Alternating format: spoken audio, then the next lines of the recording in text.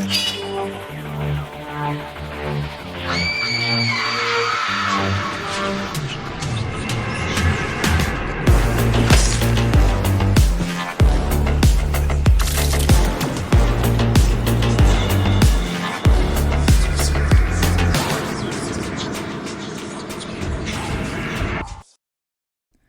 up, guys and ghouls, and welcome to another episode of Fright Mic. I'm Liz. I'm Sam. And today we're continuing our animated horror month. All those gateway horror movies to show your kids to scare the shit out of them, but yet not too bad. Right.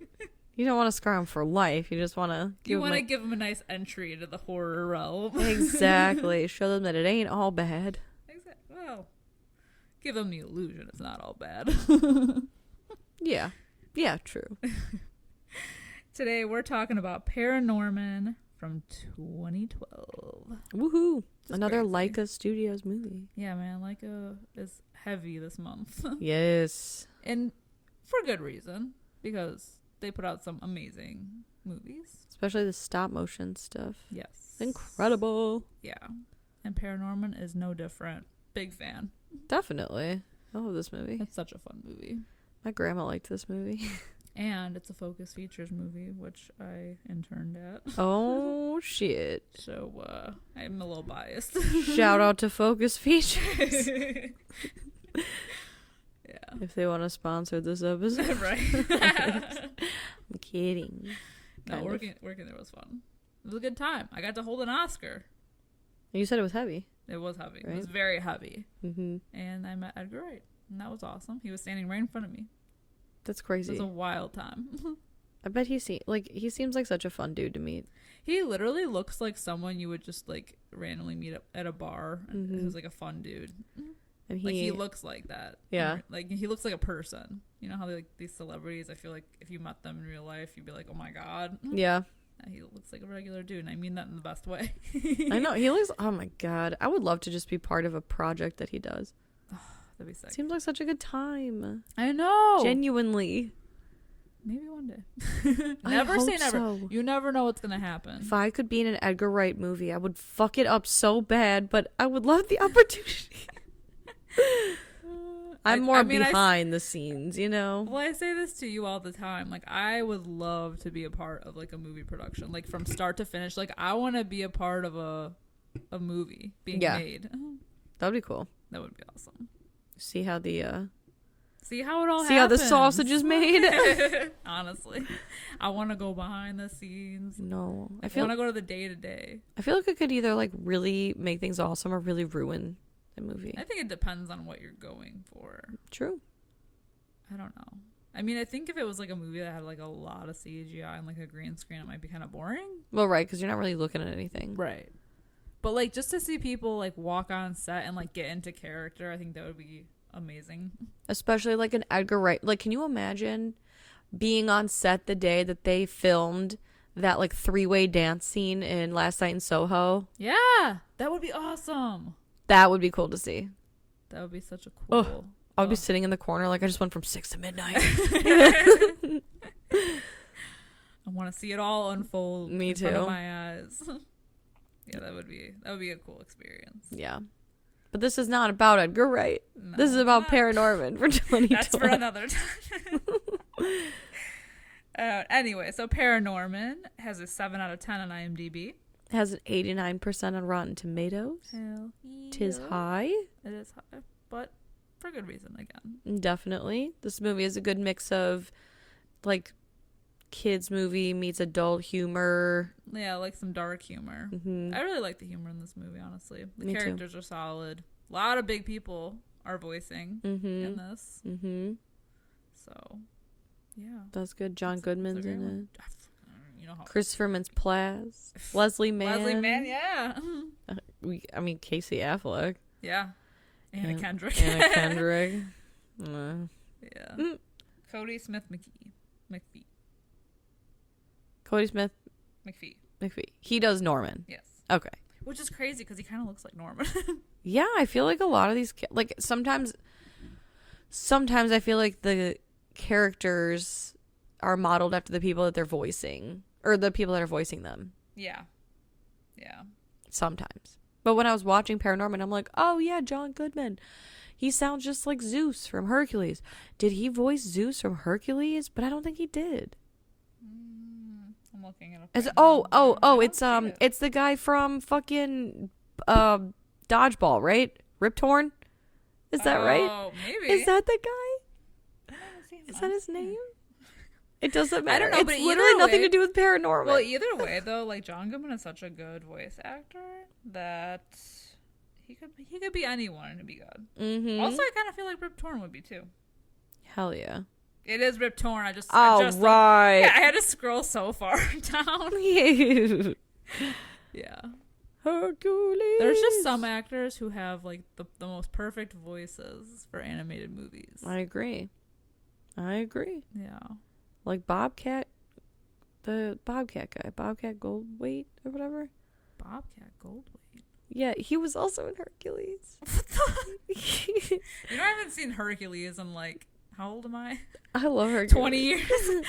I watch Hercules more often than I care to admit. I mean, I just watched it last loved it. week. You know what I would watch all the time? I don't know if anybody else has ever watched this movie, but I watched it all the time. The animated Hercules and Xena. Have you ever seen No. that? Dude, No. Dude, that was on repeat. I'd always watch it at my grandma's house. Really? Yeah, Tim and I always watched it. My brother. And it's animated? Yes. Because I know they had Hercules and Xena separately as shows, and they were live action. No, they were together in this. But it was animated. Mm-hmm. That shit's wild. Never knew about that. Yeah. Had the clamshell.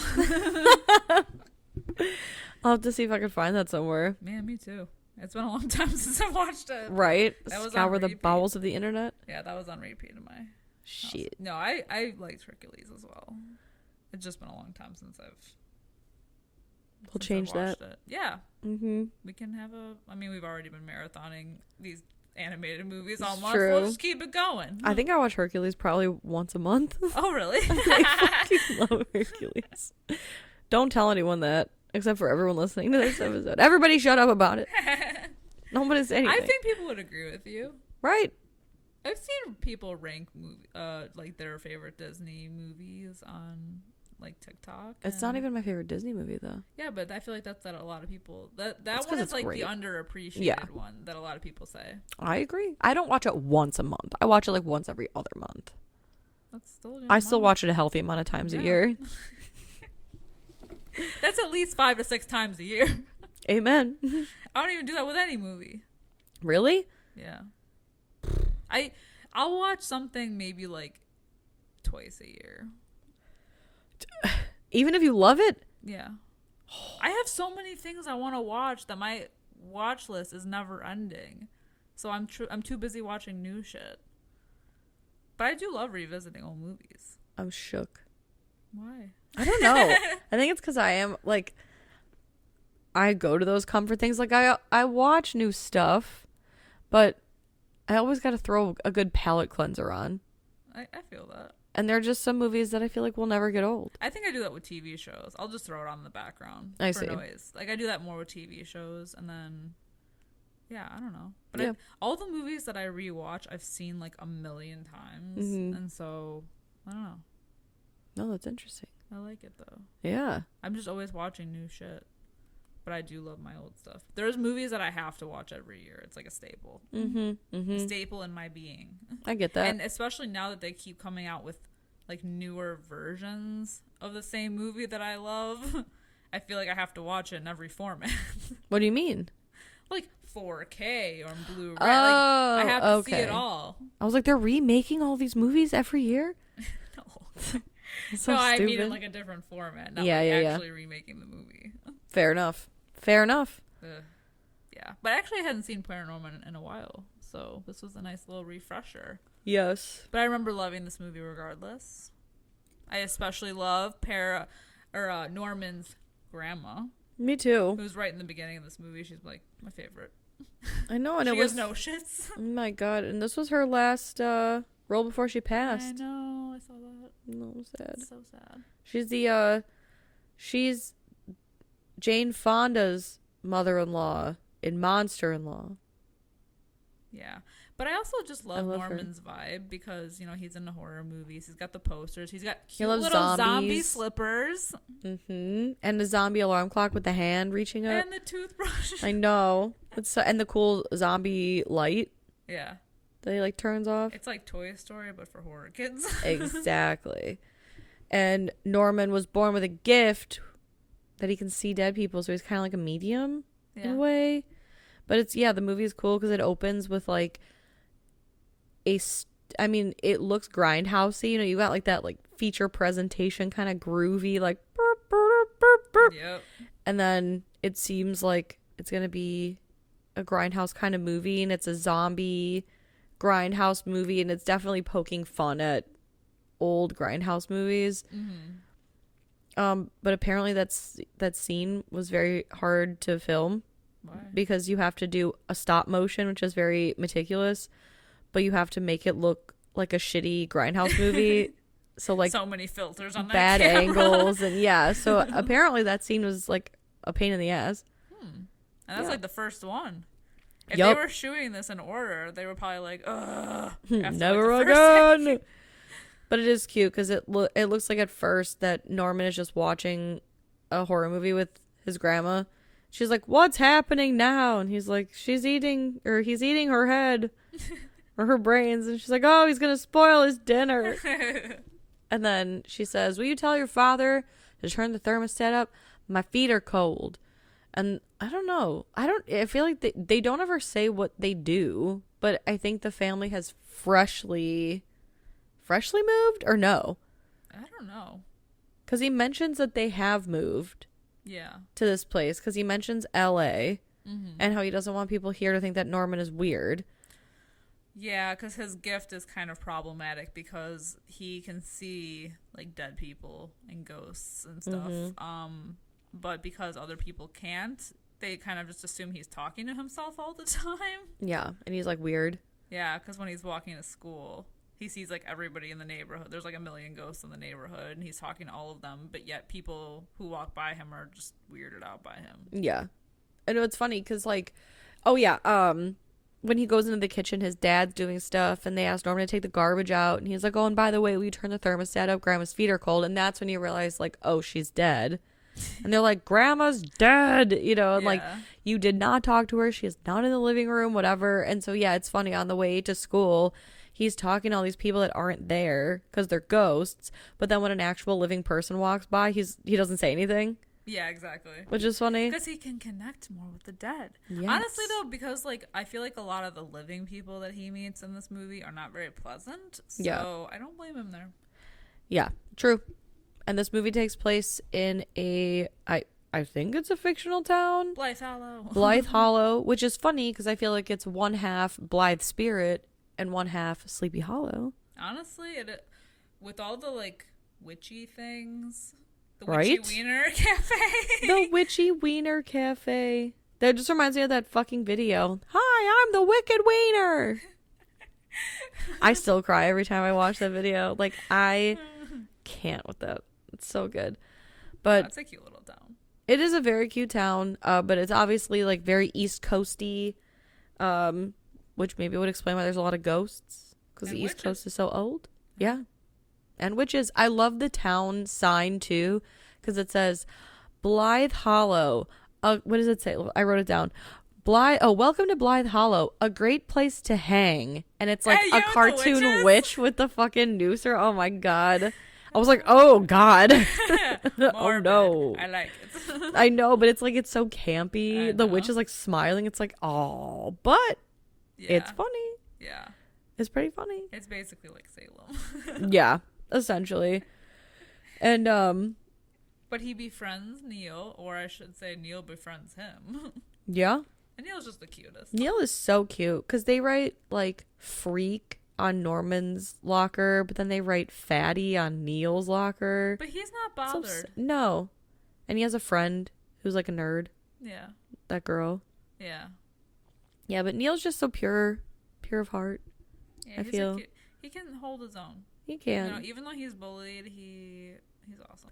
I just like when he's like the bully. Oh my god, what's the bully's name? Alvin. He's like, move out of my way or I'll punch you in the boob. And Neil's like, these are not boobs, they're pectorals. And Alvin punches him in the chest and he's like, ow, my boob. He's like Ralph. I know, he really is. Oh my god. He's a little smarter than Ralph. Yeah. I give just a little. I give him more credit. Yeah. True. Yeah, but before he even goes into school, he gets harassed by the town bum, yes. John Goodman. Yeah. Something Prendergast. Yeah, he's like, hey, Norman, you know who I am, right? I like when he like approaches the two boys. He's like, you know who I am, right? And Neil's like, I do. And he's like, no, not you. God damn it. He's the harbinger of doom. He is, because he tells Norman that he has a gift, and he also has this gift, and he has to use it.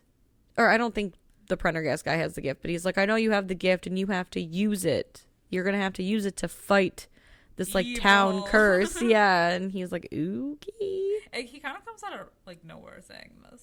It's just like one random day and he's like, you have to save it all and only you can do it. Yeah. And then he dies. It is kind of funny. Although, okay, tell me if I misheard this wrong, because when the Prendergast guy first approaches the two, it's in the town square and he's hiding behind the statue of the witch. And you hear like, psst. And I thought I heard Neil say, the statue just pissed at us. Oh. Or maybe he said hissed. I think he said hissed. Okay, because I was like, I mean, technically he was like, psst. I was like, I know what you were talking about, but I was trying to remember what he actually said. I think it right? was hissed. Okay.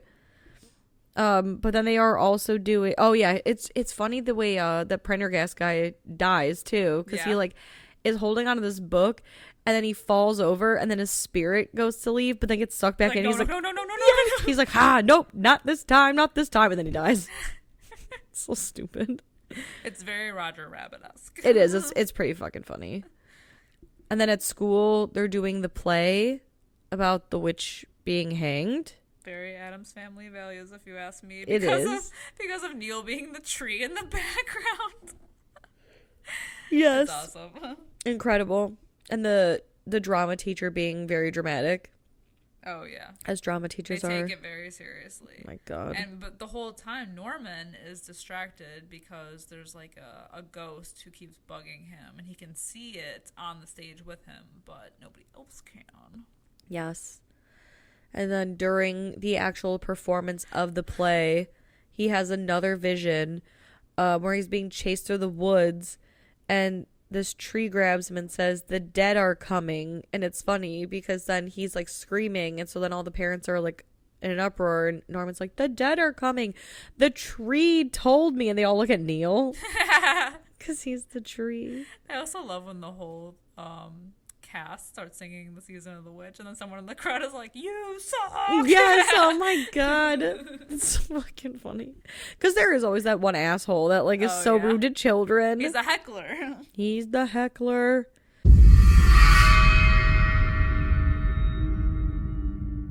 Hey creeps, looking for more frightfully good content? Head over to our Patreon at patreon.com/Fright Mic podcast to help support the show.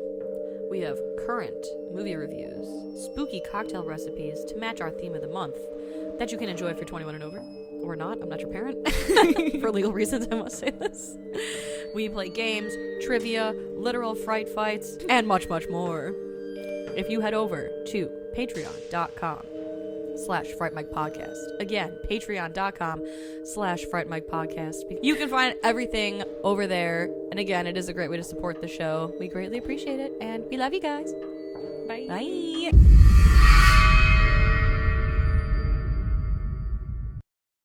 Yeah, so the town basically mocks him. Yeah. Because he's like branded a freak. Which is so sad. It is. But then later at school, Norman is visited by the ghost of Prendergast. Yeah. In the toilet. The Prendergast. Yeah, he comes out of the toilet and he tells Norman that today is the anniversary of this witch's death and he must read from the book that is in his hands. And it's just funny because Norman's looking, he's like, no, not like my ghost hands, like my corpse's hands. and you have to read from the book before sundown, or the witch's curse will come and, like, I don't know, fuck everything up. Kill everyone. Turn everyone into zombies. The dead will rise. The dead will rise. So, he makes it his mission. Yeah, he decides he's going to sneak out because he's grounded. And his older sister, Courtney, is set to watch him. And it's cute because Neil tries to come along, but Norman, at every turn when someone tries to help him, he, like, says no. So he, like, kind of tells Neil, like, no, you can piss off. But then he decides to sneak out and ride his bike up to Prendergast's house, where he finds his corpse holding on to a book. And I think it's funny because he has to pry it from his rigor mortis hands. Yes, his literal cold dead fingers. And then it's funny because once he gets the book out, John Goodman, Prendergast, he's standing upright, kind of like a zombie with his arms out. And he falls forward and falls on top of Norman. And then his gross tongue flops out of his mouth. And every time Norman tries to get out, you could just hear it, like, sloshing. Licking. Yes. It's so funny. But and not at all scarring. Oh, of course not. It's a dead body falling on top of you and then just, But Norman sees dead people, so I'm sure. Yeah, but this is like, an actual body. True. Like, fresh. Is it fresh? I guess it's fresh. Well, he's rigor mortis. He's stiff. He's at least a couple hours dead. True. Definitely a couple hours. But it's sad because once Norman gets outside, he starts reading from the book and he's like, oh, it's fairy tales. Wrong book. Wrong? Well, you think it's the wrong book. And the bully Alvin, who Norman kind of, like, hit with his bike earlier, he sees him and, he's, like, harassing him, and he prevents Norman from reading the book before sundown, and the witch's ghost comes and forms, like, a storm. And all of a sudden, the dead rise. It's very Mufasa in the sky, but with witches. And then the zombies come out. It's like some backwoods, like, Beatles song. Mufasa in the sky with zombies. With zombies. I love it. Dude, this movie is it's like a retelling of Disney movies, like little elements of Disney movies, but for horror. It's true. It's true. This movie's fucking awesome. Yeah. Oh, it's man. great. Yeah, so the zombies come. Yeah, and they chase the two out of the woods. Meanwhile, Courtney, who realizes that what's his face? Norman is not in his room. She remembers that he's friends with a kid named Neil. So she goes to knock on Neil's door, and Neil's older brother, Mitch, answers in a towel. And he's Mitch. Like super jacked. I do love Mitch too. And she's like, ooh, oh. Mitch is like a dingus. Hello. I know. Especially there's a part towards the end where Mitch says something, because they're driving, they had just been attacked by zombies or whatever, and Courtney basically is like, ugh, I knew something like this would happen tonight, and Mitch is like, you did? The zombies really threw me. So stupid. But she's like trying to flirt with him, and she was like, oh, is Neil here? And he's like, Neil? Some girl wants to talk to you. And I just love that he peeks his head around. He's like, me. Points at his chest. He's like, me? She's like, hey, buddy. Where's Norman? And he's like, oh, nowhere. Never mind. Definitely not the old cemetery. Oh, shit. He's at the old cemetery. So they go after them. Of course. And they end up running into them. And then right after, almost literally, with the van. Well, Mitch does hit the zombie with the car. Yes, he does. This is great. It's incredible because they're like, is he dead? He's like, I don't know. He's not moving. I mean, he was dead. So, I mean, is he dead again? Right. Or Right. Is he re-dead? Yeah. He was undead. Now he's dead again. Yes. Yeah. Yes. Yeah, that's how that works. Yeah, so then they call on the smart girl from their school, Selma, I believe her name is. Sure. Yeah, they call on her. She's like the knower of all things, and she's the only one that paid attention in their history class. Nerd. Yeah, I'm just kidding. So she tells them the correct way.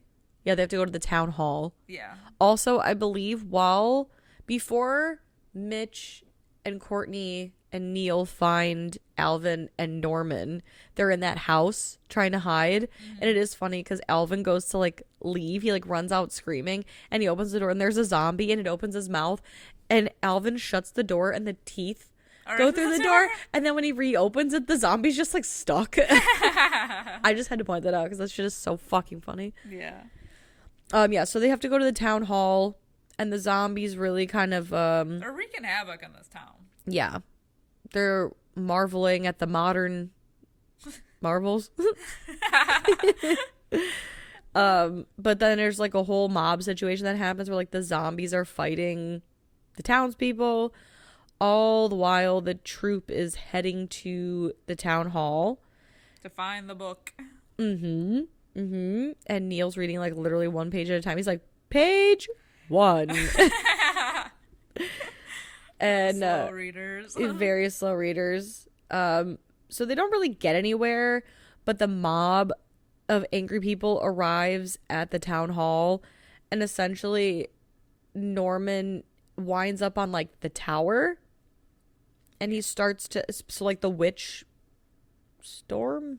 Yeah, he confronts the witch cloud. Yeah, because with her face in it. Yeah, because the witch does kind of appear as though she's a storm, kind of like Hercules with the Titans. I mean, you know what I'm saying? There's something to this. Everything comes back to Hercules now. By Hercules.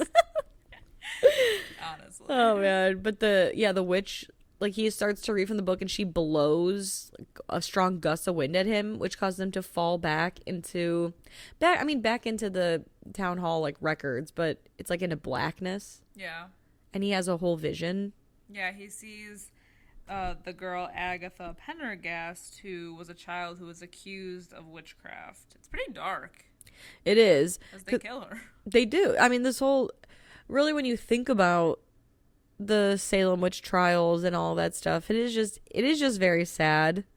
Yeah. That because women were women, men were like, no, they're hysterical. She's a witch. Hang them. She can do math. You must burn her. Yeah. Yeah. The women have thoughts of their own. Exactly. Hang them. We must hang them. Yeah, but the fact that she's a child, young girl, yeah, what makes it a little. Because you find out that like this Agatha girl, she's essentially kind of like Norman. Yeah, she's an outcast. Yeah, and it is very sad. And the whole reason that this book that needs to be read as a fairy tale is because it's what you would read to a child as you put them to bed. So every year they have to read her essentially a bedtime story to keep her in bed for another year. But they didn't get to it this year. No. So she's awake and she's having her day. She's taking revenge on everybody for what they did. Yes. The 7 people. It's kind of a good for her movie, you know? It really is. Especially at the end. Yeah. When she's like, all right, she I'm good. realizes, because she throws quite the temper tantrum at the end. Dude, I would too. Damn. Yeah. Wrongfully accused, hanged at 11. Yeah, and this is her time to finally like rage on everybody because she didn't get this before, so now it's like it's happening. When Norman comes to, he is surrounded by the zombies, and the zombies are like, we weren't trying to hurt you. We were just like, we know that you can talk to the dead people, so we were hoping that you could stop the curse, you know, and like set us free. And he's like, well, essentially he's like, every year someone has to do this, and she's not really being set free doing this, so you're not really doing you're just much. Keeping her at bay, right? Basically. He's like, we need to solve this ASAP. Yeah. And so when he comes outside, there's like that whole angry mob again, and they're trying to get to Norman, and it's essentially Courtney who, for once in the movie, steps up for her little brother and is like, no, like he's got to do this. And I do think it's funny because then the ghost of the judge gets in the car with them, and Courtney's like, he's sitting on part of my seat. Yeah. That's pretty funny. And the whole thing is that the judge, they made her seem like, you know, they convicted her of being a witch, and it was only just because they were afraid of her. Just like people are kind of afraid of Norman for being different or, you know, claiming to see things that aren't there. It's the same thing that happened to this girl, so that's how they can relate. Exactly. It all comes back around. And the judge is very remorseful. Yeah. Much unlike, I'm sure, the ghosts of these people who convicted these witches probably would be. Absolutely not. Yeah, these assholes. But they get to the forest. The ghost judge kind of guides them to where her body was buried. Because she's a witch, so she was, buried in an unmarked grave. And they're all going to go with, so it's Norman's family and the ghost judge. But the witch's magic kind of like blocks Norman off from the rest of them, so he must go it alone. And he does come across her, throwing quite the supernatural temper tantrum. And she has a lot of rage. So, he essentially tells her that she's a bully for everything she's doing, and that she's so focused on getting vengeance for those who wronged her that she's forgotten the good things about life, and is begging her to like look inward and remember something or someone who did care about her, and for her that was her mother. Yeah. And the whole while he's like begging her, this like wherever he's at is like falling apart, and there's this giant blast of white, and then it just takes them back to when the forest was like new, and it almost looked like spring or summer or something. And Agatha is a little girl again, and she says they used to call her Aggie. She talks about her mom and how happier times. Yeah, now she never saw her mom again because she was ripped away, and it just is sad. It is sad. But through this, she's able to move on to the afterlife. She gets her closure, She does. It's very sweet because she says something like, I was buried here, and touches the tree, and Norman said, seems like a nice place to rest. And then she puts her head on his shoulder like she's going to sleep, and it's kind of like the end of Corpse Bride when she like explodes in all these butterflies. It almost feels like a big exhale, Yeah. It's so sweet. It is sweet. And then everything is back to normal. Yep, the town cleans up. And the best part is that now that his family like believes in him, they all watch horror movies together with the dead grandma. I know, it is funny. The dad's like, is grandma here? She's sitting on right the couch. I do love too, because when Neil finds out that Norman can see dead people, he's like, can you see my dead dog? And Norman's like, I don't know. I really can only see people that have like unfinished business or that died in like a sudden way. And the dog's ghost appears like cut in half. Yeah. And so he's like, oh, he's here. And but that's a sweet moment too. Well, it's funny because Neil's like, come here, give me a kiss. And Norman's like, that's not his chin. Because he's like kissing the dog's butt essentially. Yeah. That's so funny. It's such a sweet movie. It is. There's heart. There's darkness. There's a lesson to be learned. Yeah. And if you're a kid, it's probably a little scary. Yeah. You got the jump scare with the bugs exploding out of the doll at Prendergast's house. Yeah. You got spooky witches. You got zombies. But I feel like it's not as creepy as Coraline. No. So I feel like if you're going to watch this first, like show this to a kid, it would be this one first and then Coraline. You gotta like the core, I feel increasingly more scary. Yeah. Yeah, true. I feel like the Coraline episode, there were so many things that I wanted to say on the Coraline episode and I didn't. And now I never can. Unless we revisit it. Ugh. Yeah, this is a good movie though. This was. What is your rating of ParaNorman? ParaNorman, I'm going to give it, I'm going to give it like a 4.5 out of 5 because I really enjoy this. Yeah, same. This is a really solid movie. Yeah. It's very sweet. It's only an hour and a half. We love that. Yes, a 93-minute movie. Say less. Yeah. It's the best part about watching a kid movie. How short it is. I agree. It's all you need. Some of these kids movies though are surprisingly long. Yeah, I don't watch those. Oh my god. Right. Shit. The one next week we have for you guys even shorter. Yeah. It's perfect. But it's a classic. Take a guess as to what you think that'll be. And tweet at us. If you can guess it. Ooh. You win our undying love and gratitude. Yes. I'll buy you a beer. Shit, I'll send you a sticker. Yes, we do have stickers. We do have stickers. That'd be awesome. Right? Anyway, so as Sam said, you can tweet at us at Fright Mic Pod or Fright Mic Podcast. We're over on Instagram. We're over on Facebook. Man, there's so many TikTok. Yeah, even TikTok. There's so many new social media. We can't even keep our head on straight. But we are all guaranteed to be over there at Fright Mic Podcast. So go check us out. Tweet at us. Share our stuff. Comment. Let's get a discussion going. Let's talk. What do you think about Paranorman? I want to hear it. We want to know. Do you like it better than Coraline? Ooh. That's what I want to know. Ooh. Which one of these two juggernauts is going to win? We're going to start fights on the internet. Oh, shit. But isn't that the point of the internet these I'd days? love to. I like to just strike a match and set fire to watch everything. the fire blaze. God. Me, as a Libra, I'm all about peace. However, I do also like gossip. The tea. Mm-hmm. I'll be in the background. And drama, you know? Stirring the pot. Absolutely. Get that big spoon out. You stir that fucking tea. And then, of course, if you have time after the episode ends, we would really appreciate it if you guys could head over to wherever you're listening and give us a 5-star rating and review. Just something quick, something sweet, something lovely. We'd really appreciate that. That really helps our podcast get in front of more creepy people like yourselves and spread the love and the horror. Yes. Until next time, I'm Liz. I'm Sam. Rest in peace.